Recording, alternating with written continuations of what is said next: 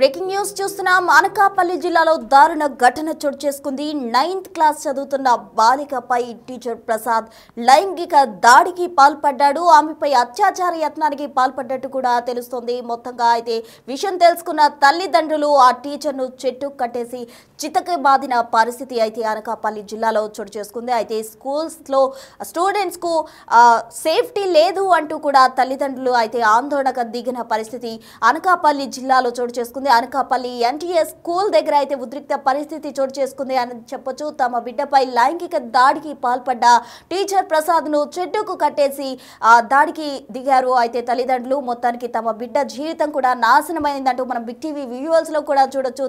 తల్లిదండ్రులు ఆందోళనకు దిగిన పరిస్థితి కనిపిస్తుంది. ఎంతో బాధపడుతున్న సిచ్యువేషన్ కూడా మనం అబ్జర్వ్ చేయొచ్చు. ఈ ఘటన వడ్డాది NTS స్కూల్లో చోటు చేసుకుంది. విద్యార్థి 9వ తరగతి చదువుతున్న విద్యార్థినిపై అయితే లైంగిక దాడికి టీచర్ ప్రసాద్ పాల్పడిన పరిస్థితి. దీనికి సంబంధించి తాజా అప్డేట్స్ అందించేందుకు మా ప్రతినిధి రాజు సిద్ధంగా ఉన్నారు. రాజు, చెప్పండి, అసలు ఒక టీచర్, విద్యాబోధన చేయాల్సిన టీచర్ ఇటువంటి నీచకమైన కార్యకలాపాలకు అంటే బిడ్డలపై లైంగిక దాడికి పాల్పడటం ఎంతవరకు సమంజసం? అక్కడ ఉన్న వారు ఏమంటున్నారు టీచర్కి సంబంధించి? ఇది అనకాపల్లి జిల్లా వడ్డాది NTS ప్రైవేట్ స్కూల్లో జరిగినటువంటి ఘటన. ఈరోజు ఉదయం టీచర్ ప్రసాద్ తన క్లాస్ రూమ్కి సంబంధించి క్లాస్ రూమ్లో 9వ తరగతి చదువుతున్నటువంటి విద్యార్థిని క్లాస్ రూమ్లోకి రమ్మని చెప్పి ఎవరు లేకుండా ఉన్నటువంటి నేపథ్యంలో క్లాస్ రూమ్లోకి వెళ్ళిన తర్వాత వెనక నుంచి గేట్ వేసుకుని ఆమె నోరుని బలవంతంగా నోటిని నొక్కేసు తన మీద లైంగిక దాడి చేసే ప్రయత్నం అయితే చేశాడు. అక్కడ ఉన్నటువంటి టీచర్ ఈ విధమైనటువంటి లైంగిక దాడి చేసినటువంటి నేపథ్యంలో విదిలించుకుని ఊపిరాడక 9th క్లాస్ విద్యార్థిని, ఎందుకంటే 9th క్లాస్ విద్యార్థులు చిన్నపిల్లలుగానే ఉంటారు. టీచర్ ప్రసాద్ పెద్ద వ్యక్తి కావడంతో అతని చేతుల్లో నుంచి విదిల్చుకుని తను విద్యార్థిని బయటపడలేనటువంటి పరిస్థితి ఉంది. చాలాసేపు నోరు నొక్కి ఆమె మాట బయటకు రాకుండా అరవకుండా ఉండేలాగా ఆ టీచర్ ప్రసాద్ లైంగిక దాడి చేసే ప్రయత్నం అయితే చేసినటువంటి పరిస్థితి కనిపిస్తుంది. ఈ నేపథ్యంలోనే అత్యంత కష్టం మీద టీచరు కబంధ హస్తాల నుంచి కష్టపడి తను ఆ చేతిని విదిల్చుకుని అతని దగ్గర నుంచి బయటపడినటువంటి పరిస్థితి ఉంది. వెంటనే డోర్ని తీసి ఆ స్కూల్లో నుంచి బయటకు వచ్చి తల్లిదండ్రులకైతే సమాచారం అందించినటువంటి పరిస్థితి కనిపిస్తుంది. ఈ నేపథ్యంలోనే ఒకటి తల్లిదండ్రులతో పాటుగా ఇంట్లో ఉన్నటువంటి బంధువులు, స్నేహితులు మొత్తం అందరూ కూడా ఒక్కసారిగా అక్కడికి వచ్చారు. ఈలోపు స్కూల్ యాజమాన్యం కూడా పోలీసులకు అయితే ఫిర్యాదు చేసినటువంటి పరిస్థితి కనిపిస్తుంది. స్కూల్కి వచ్చినటువంటి తల్లిదండ్రులు టీచర్ ప్రసాద్ చేసినటువంటి లైంగిక దాడి కన్న కూతురే అక్కడ ఈ విషయం చెప్పినటువంటి నేపథ్యంలో వాళ్ళు ముఖ్యంగా చూస్తే అటు ఆ విద్యార్థిని లైంగిక దాడి చేయడం, నోరు నొక్కేయడం, ఊపిరాడకుండా సతమతం అయిపోయినటువంటి పరిస్థితి ఉంది. ఈ విషయాలన్నీ కూడా తల్లిదండ్రులకు చెప్పినటువంటి నేపథ్యంలో తల్లిదండ్రులు ఒక్కసారిగా కోపద్రాకానికి గురైనటువంటి పరిస్థితి ఉంది. స్కూళ్లలో టీచర్లు ఈ విధమైనటువంటి లైంగిక దాడికి బలి చేస్తున్నటువంటి నేపథ్యంలో, లైంగికంగా విద్యార్థులు గురవుతున్నటువంటి నేపథ్యంలో ఏ విధమైనటువంటి సేఫ్టీ లేదని తల్లిదండ్రులు ఆందోళన చేస్తూ టీచర్ ప్రసాద్ని ఒక రాడ్కి కట్టివేసి మొత్తం చిత్తకొట్టినటువంటి పరిస్థితి ఉంది. ఆ తల్లి తండ్రితో పాటుగా ఆ ఇంటికి సంబంధించినటువంటి వాళ్ళు, చుట్టుపక్కల ఉన్నటువంటి వాళ్ళు ఒక్కసారిగా స్కూల్ దగ్గరికి వచ్చి అటు టీచర్ ప్రసాద్ని చిత్తకొట్టినటువంటి వైన కనిపిస్తుంది. మనం విజువల్లో కూడా చూడొచ్చు.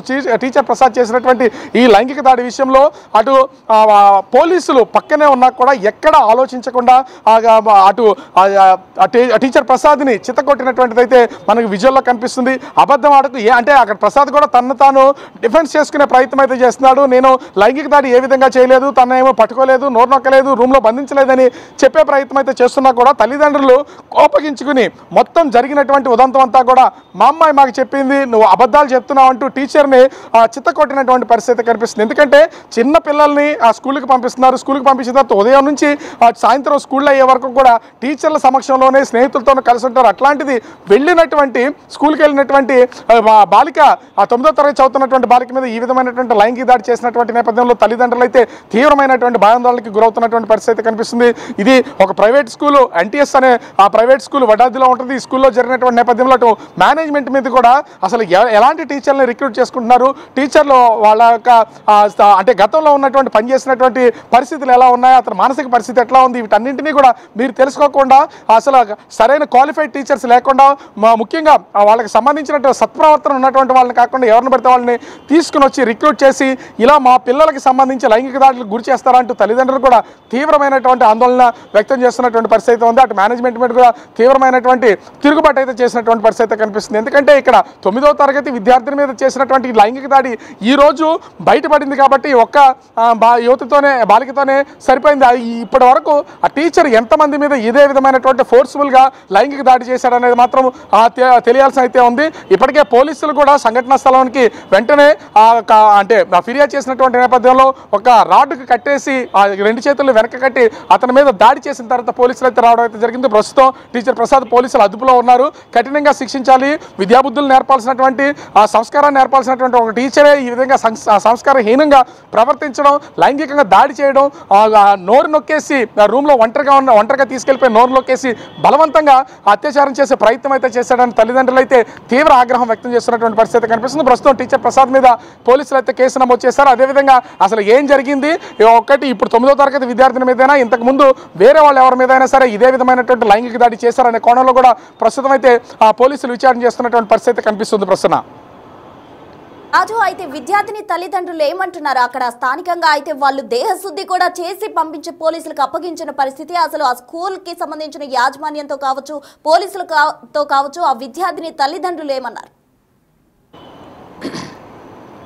విద్యార్థి తల్లిదండ్రులు అయితే స్కూల్ యాజమాన్యం మీద ఇప్పుడు చాలా సీరియస్ అవుతున్నటువంటి పరిస్థితి ఉంది. నమ్మి స్కూల్కి పంపిస్తే ఈ విధమైనటువంటి క్వాలిఫైడ్ లేనటువంటి టీచర్ని తీసుకొచ్చి ఈ విధంగా లైంగిక దాడులు చేయించి మా పిల్లల బతుకులను ఈ విధంగా నాశనం చేస్తారంటూ మేనేజ్మెంట్ మీద కూడా ప్రస్తుతం అయితే విద్యార్థిని తల్లిదండ్రులు కోపద్రిక్తం అవుతున్నటువంటి పరిస్థితి కనిపిస్తుంది. దీనికి తోడు ఈ స్కూల్ మీద విచారణ చేయించాలని జిల్లా విద్యాశాఖ అధికారులకి, మండల విద్యాశాఖ అధికారులకి ఇప్పటికే సమాచారం అయితే అందించారు. వాళ్ళు వచ్చి విచారణ చేసిన తర్వాత స్కూల్ మీద కూడా వీళ్ళు యాక్షన్ తీసుకునే అవకాశం అయితే కనిపిస్తుంది. కానీ ఎందుకంటే ఇక్కడ ముఖ్యంగా చూస్తే విద్యార్థులు స్కూల్కి వెళ్ళిన తర్వాత మొత్తం అంతా కూడా టీచర్ల సమక్షంలోనే ఉంటుంది, వాళ్ళ సంరక్షణలోనే ఉంటారు. స్కూల్ మేనేజ్మెంట్కు ఖచ్చితంగా పర్యవేక్షణ నిరంతరం కొనసాగుతూనే ఉంటుంది ప్రతి స్కూల్లోనూ. ఎందుకంటే ఇప్పుడు చిన్న చిన్న స్కూల్లో సైతం ఖచ్చితంగా సీసీ కెమెరాలు అనేది స్కూల్ బయట ఆవరణలోనూ అదేవిధంగా రూమ్స్లో కూడా ఉండేలాగా ఏర్పాట్లు చేస్తున్నటువంటి పరిస్థితి ఉంది. కానీ జరిగినటువంటి ఈ లైంగిక దాడి స్కూల్కి వచ్చినటువంటి విద్యార్థిని ఉదయం స్కూల్కి రాగానే తీసుకుని ఆ రూమ్లోకి తీసుకెళ్ళిపోవడం, వెనక నుంచి డోర్లు వేయడం, బలవంతంగా నోరు నొక్కి అత్యాచారం చేసే ప్రయత్నం, అంటే లైంగిక దాడి చేసే ప్రయత్నం అయితే చేశాడు. ఇలా జరుగుతున్నా కూడా ఎందుకు పర్యవేక్షణ చేయట్లేదని అటు స్కూల్ యాజమాన్యం మీద కూడా తీవ్రంగా కోపద్రికలు అవుతున్నటువంటి పరిస్థితి కనిపిస్తుంది. ఇప్పటికే అటు మండల విద్యాశాఖ అధికారికి, జిల్లా విద్యాశాఖ అధికారికి సమాచారం అయితే అందించారు. అటు టీచర్ ప్రసాద్ని పోలీసులు అదుపులోకి తీసుకుని స్టేషన్కి తరలించినటువంటి నేపథ్యంలో విద్యాశాఖ అధికారులు వచ్చిన తర్వాత కూడా స్కూల్ మేనేజ్మెంట్ మీద విచారణ జరిపి వాళ్ళు ఖచ్చితంగా దీని మీద చర్యలు తీసుకునే అవకాశం అయితే కనబడుతుంది. ప్రస్తుతం మొత్తంగా అయితే అనకాపల్లి జిల్లాలో జరిగిన దారుణ ఘటనకు సంబంధించి అయితే తల్లిదండ్రులు భావోద్రేకపై ఆ వ్యక్తిపై కూడా దాడి చేసిన పరిస్థితి. అయితే ఎవరైతే తమ బాలికపై దాడి చేశాడో ఆ టీచర్ ఎవరైతే ప్రసాద్ ఉన్నారో అతనిని దేహశుద్ధి చేసిన పరిస్థితి అయితే అనకాపల్లి జిల్లాలో చోటు చేసుకుంది. దీనికి సంబంధించి వాళ్ళు పోలీసులకు కూడా ఫిర్యాదు చేశారు. పోలీసులు వచ్చే ముందే దేహశుద్ధి చేశారు తల్లిదండ్రులు, అలాగే పోలీసులు తీసుకెళ్లారు. మరోవైపు విద్యాశాఖ అధికారులకు కూడా వాళ్ళు కంప్లైంట్ చేసిన పరిస్థితి అయితే